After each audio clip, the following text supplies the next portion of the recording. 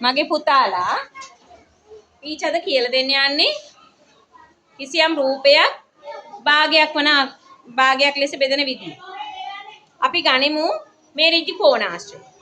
මේ ඍජු කෝණාශ්‍රයේ සම්පූර්ණ මේ රූපය කොටස් දෙකකට බෙදලා ඒ කොටස් දෙකෙන් එක කොටසක් භාගයක් වෙනවා. මේ විදිහට අපි කරමු. භාගය කියන්නේ මේ විදිහට භාගය කියන්නේ. භාගය. ඍජු කෝණාශ්‍රය කියලා ගත්තොත් මේ ඍජු කෝණාශ්‍රය හරිමැදින් දෙකට බෙදුවහම ඒ කොටස් දෙකෙන් එකක් භාගය. මේ කොටසත් කොටස් දෙකෙන් එකක් භාගය. පැහැදිලිද ඔබට? හොඳයි මගේ පුතේ. ඒ වගේම වෘත්තය ගත්තහම මේ වෘත්තය මේ හැඩතලය බලන්න හැමෝම ජ්‍යාමිතික හැඩතලය වෘත්තය. මේ වෘත්තය හරියටම දෙකට නමලා මේ කොටස් දෙකෙන් එක කොටසක් භාගයක් වෙනවා. පේනවද මගේ පුතාලට? එහෙමනම් වෘත්තය මේ අපි කරේ මොකද ඍජු කෝණාශ්‍රය මේ වෘත්තය මේක හරි වෙදින් බෙදුවහම මේ එකක් භාගය. මේ එකක් භාගය. පැහැදිලිද නැද්ද? ඊට පස්සේදී මම ඔබට කියලා දෙනවා සමචතුරස්‍රය. හරි මැදින් දෙකට බෙදුවහම මේ එකක් භාගයක් වෙන ආකාරය. පැහැදිලිද? මෙන්න භාගයක් වෙන ආකාරය. ඒ වගේ මෙහෙම නෙවුවහමත් භාගයයි. මෙහෙම නෙවුවහමත් භාගයයි. මේ විදිහට නෙවුවහමත් මෙහෙම නෙවුවහමත් භාගයයි.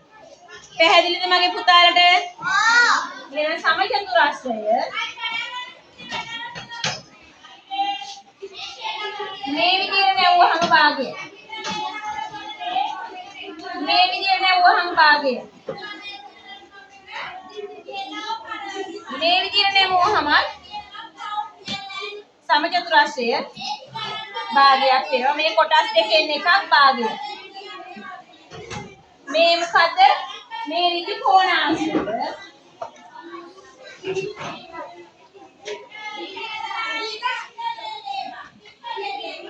මෙන්න ඍජු කෝණාශ්‍රයේ භාගය වෙන ආකාරය.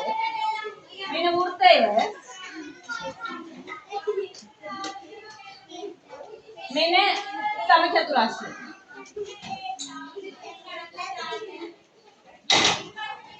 ඔබට පැහැදිලිද? භාගය වෙන අයුරු.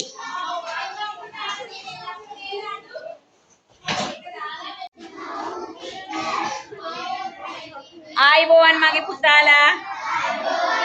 ටීචර්ද ඔයගොල්ලන්ට කියලා දෙන්න යන්නේ අපි ඊයේත් ඉගෙනුවා භාගය පිළිබඳව.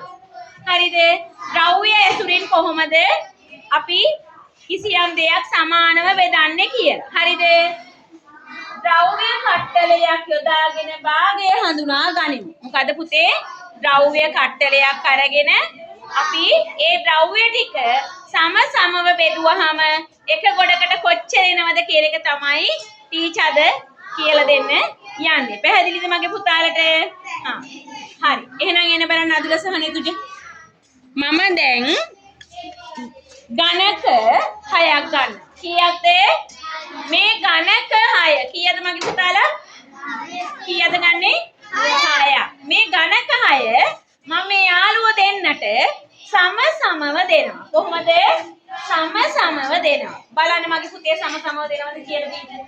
ඔන්න පළවෙනි වටේ දුන්නා. හරිද? හරි. ඔන්න දෙවෙනි වටයක් දෙනවා. හරිද? තුන්වෙනි වටේ ඔච්චින්ද බලන්න.